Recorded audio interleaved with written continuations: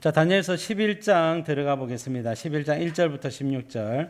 안티오코스 에피파네스 이전 역사를 말씀을 드려보겠습니다.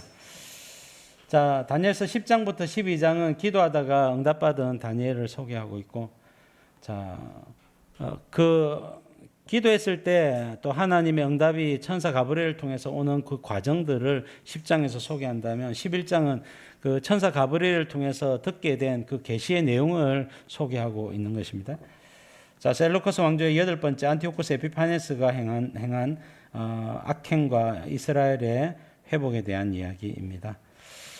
자, 다니엘서 안티오코스 에피파네스는요, 적그리스도의 모형인데 공통점이 많기 때문에 그래요. 자, 넓은 지역의 왕이었다. 적그리스도는 온 세계의 왕이었죠. 자, 속임수에 능하다. 속임수로 적그리스도는 왕이 됩니다. 그 다음에 신성모독을 하더라. 같고요. 7년을 다스렸다. 적그리스도는 7년보다는 후반기 3년 반을 전 지구를 다스립니다. 그러나 이제 그 큰 성 바벨론의 왕은 아마 진작에 될 것입니다. 그것을 합쳐서 7년이 아닐까 생각을 합니다. 사단의 힘으로 높아지죠. 우상숭배를 강요하고 적그리스도 신상숭배를 강요합니다. 후반기 3년 반에 더욱더 혹독하게 죽이고 마찬가지로 적그리스도도 후반기 3년 반 성도들을 죽이죠. 잘 나갈 때 갑자기 멸망합니다. 자, 똑같습니다. 그래서 이런 여러 가지 공통점들 때문에 안티오코스 에피파네스는 적그리스도의 모형이다라고 알려져 있습니다. 자, 1절 보겠습니다. 내가 또 메대 사람 다리오 원년에 일어나 그를 도와서 그를 강하게 한 일이 있었느니라. 자, 다리오 왕 원년 주전 539년입니다. 이때는 메대와 바사의 연합군에 의해서 바벨론이 멸망했던 사건이 있었죠. 자, 그 이야기를 하고 있는 것입니다. 자, 다리오라고 언급이 되지만 다리오와 고레스를 통해서 바벨론을 물리치는 사건입니다. 자, 하나님이 역사에 주신 결과로 다리오가 승리를 하고 고레스가 승리를 한 것이죠. 하나님은 바벨론의 왕들을 피하시고 그다음에 다리오, 메대와 바사의 왕들을 세우고 계시는 것이죠. 자, 2절 말씀. 이제 내가 참된 것을 내게 보이리라. 보라, 바사에서 또 새 왕들이 일어날 것이요 그 후에 넷째는 그들보다 심히 부요할 것이며 그가 그 부요함으로 강하여진 후에는 모든 사람을 충동하여 헬라 왕국을 칠 것이며. 자, 새 왕은 고레스 다음에 새 왕을 이야기합니다. 캄비세스, 수메르디스, 다리오 1세까지 해서 새 왕을 이야기하고 이 다리오 1세가 그 다음에 아하수에로 왕이 등장하는데 아하수에로 왕이 에스더의 남편이 되겠습니다. 자, 다리오 1세 때 제1차 마라톤 전쟁을 했었죠. 우리 마라톤 알지 않습니까? 그래서 전쟁에서 헬라국이 이기고 나서 42.195를 달려와 가지고 이겼습니다 하고는 이제 쓰러져 죽죠. 자, 그런데 그때 페르시아는 패배를 하게 되는 겁니다. 페르시아 왕 다리오 1세 때가 1차 마라톤 전쟁이고요. 자, 넷째가 이 아하수에로 왕입니다. 에스더의 남편이고 에스더 1장에 소개되고 있죠. 영화 300이라고 하는 영화에 그 페르시아 왕으로 등장을 합니다. 그래서 짐은 관대하도다 하고는 팬티 입고 나와서 검 치렁치렁 해가지고 그렇게 과시하는 인물 있잖아요. 머리 대머리고 그런 인물. 자, 그게 아하수에로 왕을 소개합니다. 자, 그래서 아하수에로 왕은 제2차 마라톤 전쟁으로 헬라국을 칩니다. 이때 연대기가 주전 480년, 479년입니다. 이 전쟁을 위해서 에스더 1장에 보시면 아하수에로 왕이 180일 동안 각 나라 관료들을 전부 다 모아가지고 잔치를 해요. 그리고 마지막 7일째는 180일 끝나고 나서 7일째는 왕들만 다 불러가지고 잔치를 한 번 더 합니다. 그때 왕비 에스더를 와스디를 보여주죠. 근데 와스디가 거절을 하지 않습니까? 그러니까 이제 폐위가 되고 에스더가 왕비가 되는 과정을 소개하고 있는데 이 잔치의 목적 자체가 2차 마라톤 전쟁을 독려하기 위한 잔치였습니다. 이 전쟁에서 페르시아의 위세가 꺾이고요. 헬라가 본격적으로 제국으로 부상을 하게 되는 겁니다. 자, 그것을 소개하고 있고요. 3절 말씀 보겠습니다. 장차 한 능력 있는 왕이 일어나서 큰 권세로 다스리며 자기 마음대로 행하리라. 자, 한 능력 있는 왕은 알렉산더 대왕을 이야기하는 겁니다. 알렉산더 대왕은 주전 356년에 태어나서 323년까지 33살 33년을 살다가 죽는데요. 20살에 왕이 되어서 유럽과 또 인도 북부까지 정복을 다 하게 됩니다. 다니엘서 7장에는 이 알렉산더의 헬라의 알렉산더를 표범에 비유를 하고요. 8장에서는 순념소에 비유를 하고 있다. 짧은 기간에 메소포타미아, 이집트까지 다 정복을 하죠. 근데 여러분 스가랴서에 보면 스가랴서 9장에 보면 알렉산더가 예루살렘은 정복을 하지 않아요. 알렉산더가 모든 제국을 다 정복을 하는데 그 제국 안에 있었던 예루살렘을 정복하지 않습니다. 그때 주님이 왜 예루살렘을 지켜줬는지 스가랴서가 소개를 하고 있고 다음에 말씀을 드리겠습니다. 4절 말씀을 그러나 그가 강성할 때에 그의 나라가 갈라져 천하 사방에 나누일 것이나 그의 자손에게로 돌아가지도 아니할 것이요 또 자기가 주장하던 권세대로도 되지 아니하리니 이는 그 나라가 뽑혀서 그 외에 다른 사람들에게로 돌아갈 것임이라. 예, 알렉산더 대왕은 주전 323년 6월 달에 열병으로 갑자기 죽어요. 바벨론에서 죽습니다. 그러니까 나라가 그의 후손에게로 가지 않습니다. 미망인이 아내가 있었지만은 그 아이가 갓난아기였어요. 그러니까 다른 장군들이 그들을 제거하고 나라를 나누어 가지게 되는 것입니다. 알렉산더 사후에 나라가 네 조각으로 나눠지는데 카산더는 유럽을 차지하고요. 리시마쿠스는 터키와 마케도니아 지역을 차지하고요. 안티고노스가 차지하지만 셀루커스가 안티고노스를 죽이고 왕이 됩니다. 그래서 셀루커스 제국이 되어져요. 그 다음에 프톨레미는 이집트 제국을 이야기합니다. 이 셀루커스와 프톨레미가 중요합니다. 왜냐하면 이 사이에 이스라엘과 예루살렘이 있고 성경은 세상 역사를 이야기하려고 하는 것이 아니라 세상 역사가 이스라엘 역사와 성도들의 역사와 연결이 되어 있기 때문에 그것을 배경으로 소개를 하고 있는 것입니다. 자, 화면을 보시면 지도 잘 보이십니까? 좀 어두컴컴한데 넓은 지역이 이제 메소포타미아 문명 이쪽이 갈색 지역으로 되어 있는 것이 주황색입니까? 셀루커스 왕족은. 그다음에 남쪽에 이집트 쪽에 있는 것이 프톨레미 혹은 프톨레마이오스 지역이고요. 그다음에 그 위쪽에 연두색으로 되어 있는 것이 리시마커스. 그다음에 제일 왼쪽에 보라색 카산더 이렇게 되겠습니다. 나라가 네 조각으로 나눠지게 된다. 근데 셀루커스와 프톨레미가 중요하다. 왜냐하면 본문 그 다음 성경 구절부터 해서 셀루커스와 프톨레미 사이의 전쟁 역사를 다루고 있습니다. 자, 창세기 12장 1절 보니까 하나님께서 아브라함에게 본토 친척 아비 집을 떠나 내가 내게 보여줄 땅으로 가라. 그러면 내가 너를 큰 민족을 이루고 내게 복을 주어 네 이름을 창대하게 하리니 너는 복이 될지라 그랬죠.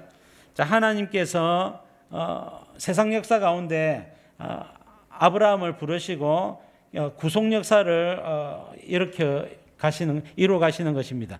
그렇기 때문에 우리가 세속 역사를 구속 역사와 같이 함께 봐야 되는 것이죠.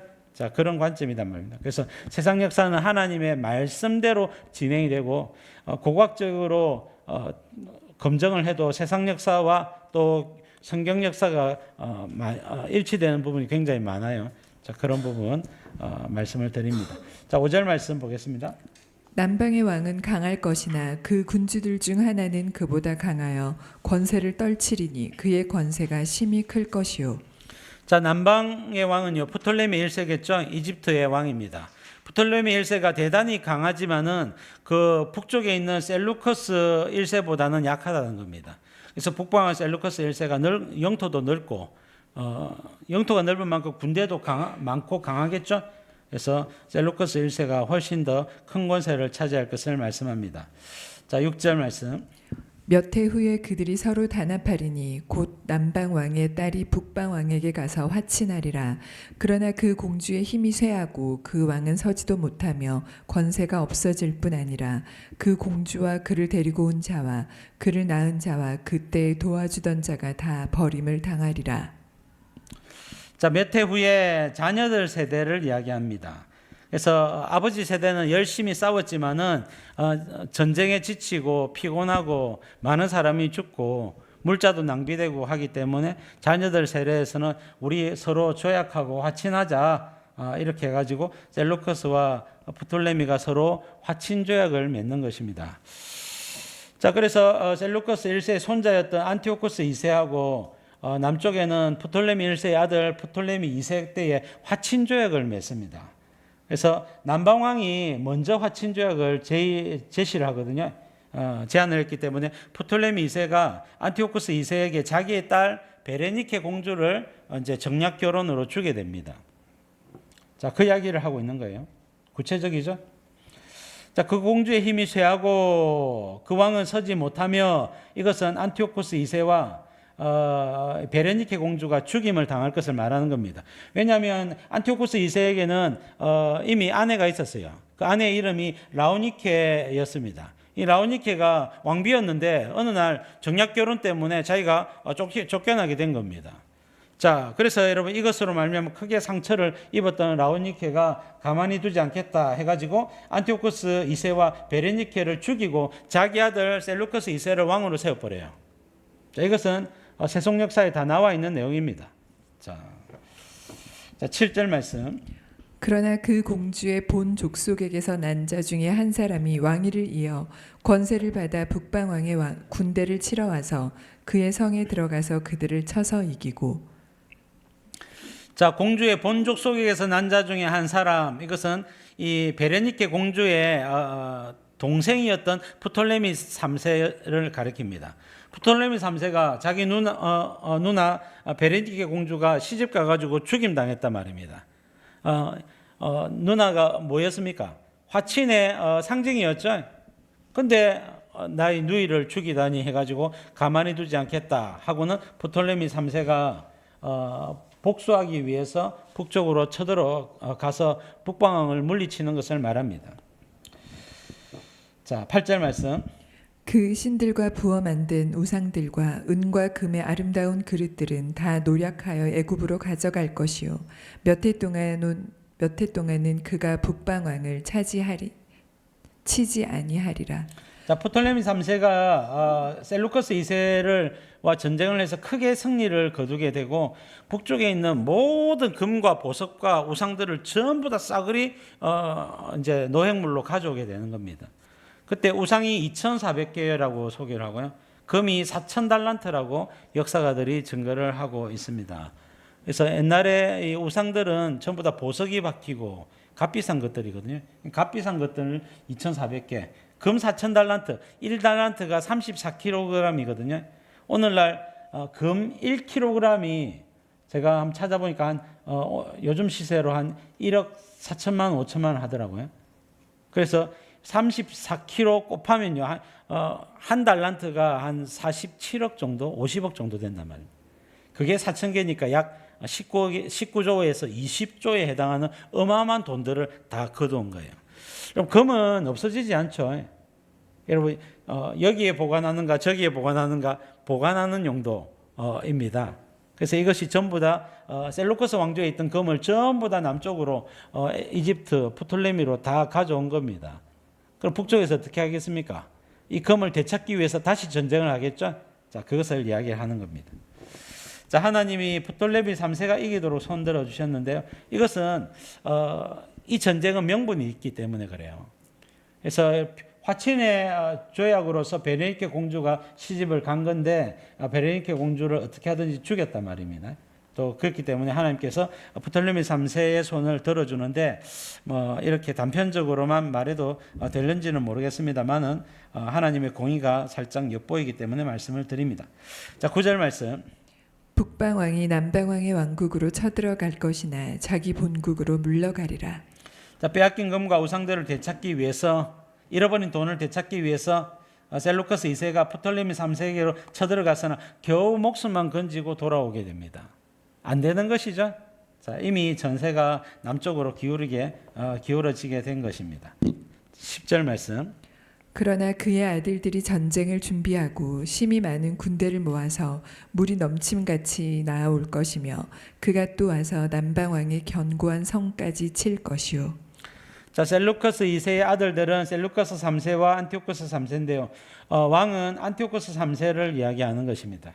그래서 그들이 이스라엘을 먼저 차지하고 남방왕의 프톨레미의 견고한 성 수도 알렉산드리아까지 치러 가게 됩니다. 자, 그러나 전쟁에서 이겼느냐? 이기지를 못해요. 자, 11절 말씀. 남방왕은 크게 노하여 나아서 북방왕과 싸울 것이라. 북방왕이 큰 무리를 일으킬 것이나 그 무리는 그의 손에 넘겨준 바 되리라. 자, 이때의 남방왕은 프톨레미 4세고요. 북방은 안티오쿠스 3세인데 이 안티오쿠스 3세와 프톨레미 4세가 싸웠지만 프톨레미 4세가 승리를 거두게 됩니다. 그러니까 북방왕은 금과 우상들과 이걸 다 빼앗겼고 이것을 되찾기 위해서 전쟁을 하러 갔지만 결국은 아무것도 얻지 못하고 실패를 하게 되죠. 이스라엘은 어떻게 되겠습니까? 전쟁에서 북방왕이 패배했기 때문에 이스라엘은 다시 남쪽의 속국이 되어지는 겁니다. 자, 12절 말씀. 그가 큰 무리를 사로잡은 후에 그의 마음이 스스로 높아져서 수만 명을 엎드려 때릴 것이나 그 세력은 더하지 못할 것이요. 자, 프톨레미 4세는 굉장히 용맹스럽고 전쟁을 잘했던 왕이었던 것 같습니다. 그래서 안티오쿠스 3세가 벼르고서 큰 전쟁을 일으켜서 많은 군대를 데려와서 싸웠지만 결국은 이기지를 못했어요. 패배하고 돌아가게 됩니다. 그때 포로 수만 명을 사로잡았는데 프톨레미 4세가 전부 다 죽여버려요. 다시는 덤비지 못하도록 다 죽이게 됩니다. 여러분, 전쟁 포로를 죽이는 것은 이게 하나님 보시기에 이게 큰 죄악이 되는 것이죠. 이뿐만 아니라 프톨레미 4세가 그 세력은 더하지 못할 것이요. 프톨레미 4세가 갑자기 죽임을 당하게 되는데요. 프톨레미 4세가 이제 북쪽 그 셀루커스의 속국이었던 이스라엘을 예루살렘을까지 쳐들어와요. 와가지고 군합발로 지성소를 들어가게 됩니다. 이게 하나님 앞에 엄청난 죄담이거든요. 성소에 함부로 들어가지도 못하는데 지성소까지 하나님의 임재와 하나님의 법궤 그룹들이 있는 그 지성소까지 군합발을 신고 들어갔기 때문에 하나님은 여러분 민수기 4장 15절에 보면 성물은 만지지 말라, 만지면 정령 죽으리라 그랬거든요. 지성소에까지 들어갔으니까 어떻게 되겠습니까? 당연히 여러분 큰 화를 입게 되는데 아니야 다를까 프톨레미 4세가 이 전쟁이 끝나고 나서 얼마 지나지 않아서 곧 죽게 됩니다. 갑자기 죽게 돼요. 아이가 7살이에요. 아들이 7살 때 갑자기 죽임을 당하더라. 잘 나갈 때 교만하다가 망하게 되는 겁니다. 포로를 4만 명이나 죽이고 지성소에 들어가서 하나님을 모독하고 하나님 앞에 교만이 하늘을 찌르죠. 그러니까 이제 죽임을 당하게 되는 겁니다. 13절 말씀. 북방왕은 돌아가서 다시 군대를 전보다 더 많이 준비하였다가 몇 대 곧 몇 회 후에 대군과 많은 물건을 거느리고 오리라. 자, 북방왕은 안티오쿠스 3세입니다. 복수하기 위해서 더 많은 군대를 준비해서 남쪽으로 쳐들어옵니다. 와보니까 프톨레미 4세가 죽었네요. 이전에 자기를 이겼던 프톨레미 4세가 죽었고 프톨레미 5세는 나이가 7살밖에 안 되는 거예요. 찬스다는 겁니다. 그래서 이 찬스를 통해서 한꺼번에 완전히 애굽을 덮어버리겠다. 그래서 완전한 승리를 거두기 위해서 그가 용병을 불러 모읍니다. 자, 14절 말씀. 그때 여러 사람들이 일어나서 남방왕을 칠 것이요 내 백성 중에서도 포악한 자가 스스로 높아져서 환상을 이루려 할 것이나 그들이 도리어 걸려 넘어지리라. 자, 안티오쿠스 3세는 이것을 절호의 찬스로 여기고 마케도냐와 소아시아의 용병들을 부릅니다. 이 용병 중에서 내 백성 중에서도 이스라엘 중에서도 용병이 참여를 하게 되는데 환상을 이루려 할 것이나 이랬죠. 자, 이스라엘의 환상 뭐겠습니까? 독립입니다. 독립. 바벨론의 식민지, 페르시아의 식민지, 지금 헬라의 식민지까지 계속 식민지하고 있고 전쟁에서 이기면 북쪽이 이기면 북쪽의 식민지, 남쪽이 이기면 남쪽의 식민지 계속 식민지 생활을 해오던 이스라엘이 이제 이 전쟁에 우리도 용병으로 참여를 해줄 테니까 전쟁에서 승리하거든 이스라엘의 독립을 보장해 달라는 겁니다. 안티오쿠스 3세가 어떻게 했겠습니까? 보장해 줄게 하고는 굳게 약속을 합니다. 자, 그러나 도리어 걸려 넘어지리라. 무슨 말입니까? 전쟁에서 안티오쿠스 3세가 이겼음에도 불구하고 그 약속을 이행해 주지 않습니다. 독립해 주지 않고 어디 까부냐 하고는 오히려 무력으로 억압을 하게 되는 것이죠. 자, 15절 말씀. 이에 북방왕은 와서 토성을 쌓고 견고한 성읍을 점령할 것이요 남방 군대는 그를 당할 수 없으며 또 그가 택한 군대라도 그를 당할 힘이 없을 것이므로. 자, 북쪽에 셀루커스가 안티오코스 3세가 남쪽을 정복하기 위해서 쳐들어왔습니다. 그래서 애굽의 수도 견고한 성읍, 애굽의 수도를 정복을 하고 남방 군대, 프톨레미 5세의 군대고 그가 택한 군대, 이것은 최정예부대죠. 정예부대까지 전부 다 이깁니다. 남방왕이 당해낼 수가 없는 거예요. 그러니까 여러분 지도자가 누구냐에 따라서 이렇게 다른 겁니다. 7살짜리가 지도자가 되어 있으니까 그 어머니가 섭정을 한다 할지라도 전쟁이 일어나니까 어떻게 할 수가 없는 겁니다. 결국은 안티오코스 3세가 북방왕이 승리를 거두게 되는 겁니다. 자, 마지막 16절 보겠습니다. 오직 와서 치는 자가 자기 마음대로 행하리니 그를 당할 사람이 없겠고 그는 영화로운 땅에 설 것이요 그의 손에는 멸망이 있으리라. 오직 와서 치는 자 안티오코스 3세입니다. 안티오코스 3세는 유대인들을 전쟁에 끌어들이고자 독립을 약속했지만 애굽을 장악하고 나서 약속을 어깁니다. 그래서 그의 손에는 멸망이 있으리라. 이스라엘의 악행과 멸망을 행하더라 말씀을 하고 있는 것이죠. 여기 안티오코스 3세가 본문 뒤쪽에 나오는 안티오코스 4세, 안티오코스 에피파네스의 아버지입니다. 자, 그 역사를 지금 안티오코스 4세, 안티오코스 에피파네스를 소개하기 위해서 모든 역사가 기록이 되고 있습니다. 여기까지는 배경이고 서론적인 내용이다 말씀을 드리는 거예요. 자, 성도는 죽으나 사나 하나님의 도우심만 바라봐야 합니다. 나라의 독립이 큰 소망일지라도 하나님께서 허락하시도록 성결하고 회개하고 기도하고 말씀으로 돌아가고 예수님 오실 길을 예배하고 이렇게 할 때 은혜를 베풀어 주셔서 나라가 독립할 수 있는 것이지, 여러분 안티오코스 3세에게 용병으로 참여를 해가지고 전쟁을 해서 이기면 독립을 주십시오, 천만의 말씀, 그런 일은 이루어지지 않습니다. 여러분 여기서 우리가 중요한 교훈을 한 가지 얻을 수 있는데요, 여러분, 우리가 하나님을 사랑하지 않으면 상관이 없습니다. 근데 하나님을 사랑한다면 이런 류의 독립은 결코 일어나지 않습니다. 여러분 우리가 주님을 사랑하면요, 사랑하면 사랑할수록 로또에는 당첨이 안 돼요. 우연히 여러분 잘 되는 일은 없단 말입니다. 반드시 여러분 우리가 어떤 복을 받고 하나님께서 높여주시고 기도 응답을 받으려면요, 하나님을 경외하는 자들일수록 말씀대로 살 때에만 복을 받게 되는 거예요. 그렇기 때문에 여러분 우연히 잘 되는 것을 바라보지 마세요. 그거는요 실패를 거듭할 뿐입니다. 그런 일은 일어나지 않는다. 만약에 하나님을 경외하지 않는다면 이 말씀을 듣고 이런 생각을 하면요 그런 우연히 잘 되는 일은 없단 말입니다. 그렇기 때문에 그런 세속적인 기대나 야망은 일찌감치 버리고 말씀대로 순종하고 하나님께 나아가서 하나님의 마음에 흡족함을 드려야지만 하나님께서 복을 주신다 하는 것을 알아야 됩니다. 왜 그러냐면, 자, 성도의 별명은요 이스라엘이죠. 이스라엘은 하나님과 겨루 이김입니다.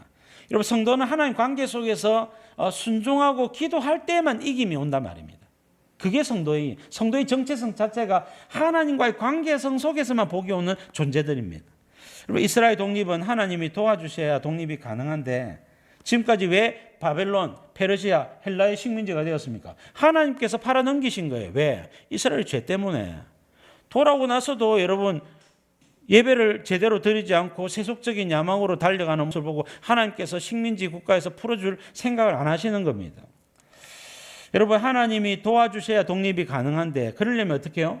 성도가 하나님 말씀대로 살아야 되는 거예요. 말씀 붙들고 기도해야 되는 거예요. 여러분 그래야 하나님이 이스라엘 가운데 영광을 받으시는 것입니다. 하나님은 이스라엘에게 하나님 감사합니다, 하나님 고맙습니다, 이 말을 듣기 원하시는 겁니다. 그런데 여러분 이 관계성 속에서 성도의 높아짐이 있는 것인데 그렇기 때문에 성도가 하나님을 의지할 때만 하나님이 능력을 베풀어 주시고 복을 주신다는 거예요. 여러분 이사야 42장 8절을 보면요, 나는 내 영광을 다른 자에게 내 찬송을 우상에게 주지 아니하리라. 48장 11절에도 내 영광을 다른 자에게 주지 아니하리라 두 번씩이나 말씀하시죠. 자 여러분 하나님이 어떤 성도에게 높여주셨습니다. 영광을 주셨어요. 그러면요 이 성도가 하나님께 땡큐하고 감사하고 예배하고 찬송을 해야 됩니다. 근데 이 성도가 우연히 잘 되면 어떻게 됩니까? 하나님께 감사하지 않아요. 하나님께 입장에서는 이 성도를 통해서 영광을 받으셔야 되는데 영광을 다른 존재에게 빼앗기게 생겼습니다. 그리고 다른 신에게 땡큐하든지 가족에게 땡큐하든지 아니면 스스로 자랑하면서 스스로에게 땡큐하게 되는 겁니다. 하나님이 영광을 빼앗기는 모습이죠. 자, 이런 모습 결코 허락하지 않겠다는 겁니다. 그러니까 성도는요, 우연히 잘 되지 않는다고요. 우연히 복을 받을 수가 없는 겁니다. 여러분, 대제사장 지도자가 하나님을 의지하지 않고 안티오쿠스 3세에게 찰싹 달라붙어가지고 독립을 얻으려고 하는 겁니다. 되겠습니까? 안 된단 말입니다. 여러분, 우리가 간혹 이렇게 부동산 투기를 한다든지 우리가 집을 살기 위해서 산다든지 뭐 이렇게 자녀들을 살 곳을 어떻게 하기 위해서 한 채 정도 뭐 이렇게 준비하는 것은 어느 정도 용인이 될 수가 있습니다. 그러나 여러분, 이것이 지나쳐서 투기 목적으로 진행이 된다면 이게 하나님이 허락을 안 해주시거든요. 또 여러분, 설령 허락을 해주신다 할지라도 큰 해를 입게 됩니다. 큰 해를 입게 돼요.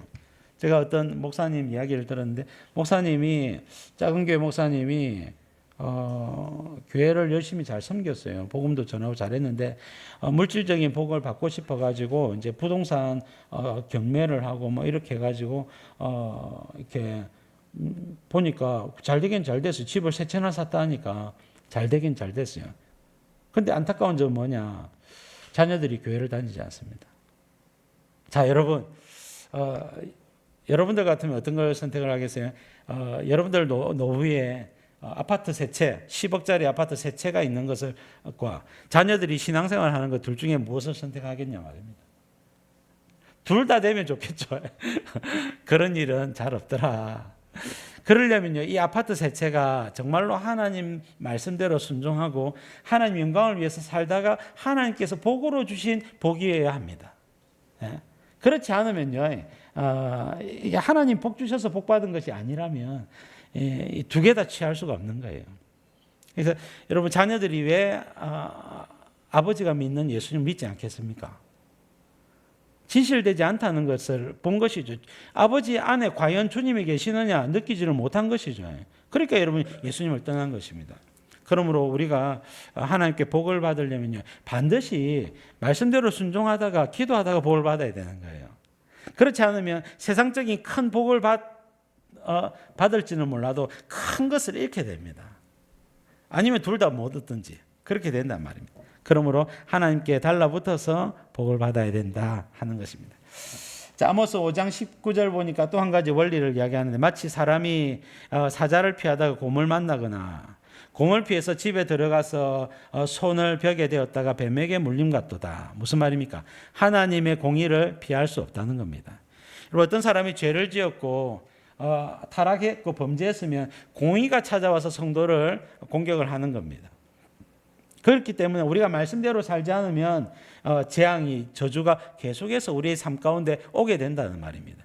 그러므로 말씀대로 살지 않고 복을 받는 일은 성도에게 없다는 겁니다. 만약에 그런 것이 있으면 우리가 초신자이거나 아니면 완전 세속적인 그리스도인이어서 주님께로부터 점점 멀어졌거나 곧 무너지거나 그렇게 되는 과정이라는 거예요. 그렇기 때문에 우리가 어떤 하나님께 높아짐이나 복을 받으려면 반드시 말씀대로 순종하며 하나님을 경외하다가 하나님의 일에 헌신하다가 복을 받아야 된다는 거예요. 순전한 믿음과 진실한 믿음을 가져야 된다는 것입니다. 자, 다니엘은 앞으로 이런 일들 있을 거라고 기록을 하고 있습니다. 다니엘서를 읽으면서 하나님을 의지해야 할 것입니다. 그러나 하나님을 의지하지 않고 이 후대 사람들이 다니엘서를 읽었겠죠. 다니엘서를 알면서도 안티오쿠스 3세를 믿고 그를 통해서 독립을 쟁취하려고 하는 것입니다. 이 복이 오지 않더란 말입니다. 그러면 여러분, 짓밟힌다 했으면 어떻게 해야 되는 겁니까? 우리 짓밟히겠구나. 우리는 이렇게 되지 말자 하고는 회개하고 기도하고 다니엘서 말씀을 수십 번 읽고 말씀대로 살기로 결단하고 예배를 잘 드리고 성결하고 노력해야 될 거 아닙니까? 그렇게 꾸준히 살다 보면 자연스럽게 독립은 이루어지게 돼 있어요. 독립은 이루어지게 돼 있습니다.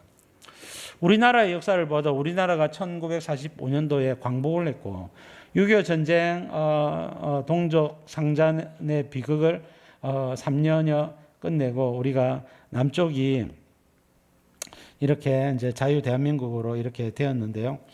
그 과정에서 보면 여러분 한국 교회가 죄를 지어서 어려움이 찾아왔고 한국 교회가 회개하고 눈물로 기도했기 때문에 복이 온 거예요. 그렇죠? 우리 힘으로 얻었습니까? 우리도 물론 싸웠습니다만은 우리 힘으로 얻었다기보다는 이거는 하나님께서 일방적으로 은혜를 주셔서 광복을 했고 은혜를 주셔서 남쪽이 이렇게 하나님의 은혜와 복을 받은 것이 아니냐 그렇게 생각을 하게 됩니다. 긴 역사 속에서 우리가 깨닫게 되는 것은 여러분 하나님의 말씀대로 살 때에 하나님이 일방적으로 은혜를 주셔서 복을 받게 되는 거예요. 여러분 이런 복을 우리가 기대해야 될 것입니다. 호세아 4장 6절에 보니까 내 백성이 지식이 없으므로 망하는도다. 내가 지식을 버렸으니 나도 너를 버려 내 제사장이 되지 못하게 할 것이요 내가 내 하나님의 율법을 잊었으니 나도 내 자녀들을 잊어버리리라. 호세아 6장 3절에 그러므로 우리가 여호와를 알자 힘써 여호와를 알자 그의 나타나시며 새벽빛같이 어김없나니 비와 같이 땅을 적시는 늦은 비와 같이 우리에게 임하시리라 하니라. 그렇습니다. 하나님의 말씀을 알고 말씀대로 하나님을 경외하고 순종하고 기도함으로 나아가면 하나님께서 역사해 주신다. 하나님께서 은혜를 주시고 응답을 주신다. 그래서 우리가 복을 받고 높아지고 자녀들에게 떳떳할 수 있고 자녀들에게 은혜와 복을 흘려 보낼 수가 있는 것입니다. 여러분 하나님을 경외하시고 말씀대로 순종하시는 이스라엘이 되십시오. 반드시 하나님께서 높여주신다.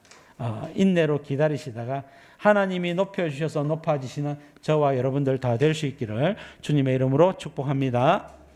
자, 기도 제목 같이 읽겠습니다. 시작. 역사의 주인은 오직 하나님이심을 고백합니다. 하나님의 절대 주권을 인정하고 의지하는 성도가 되게 하소서. 교만하지 않고 더욱 겸손할 수 있도록 성령 부어 주옵소서.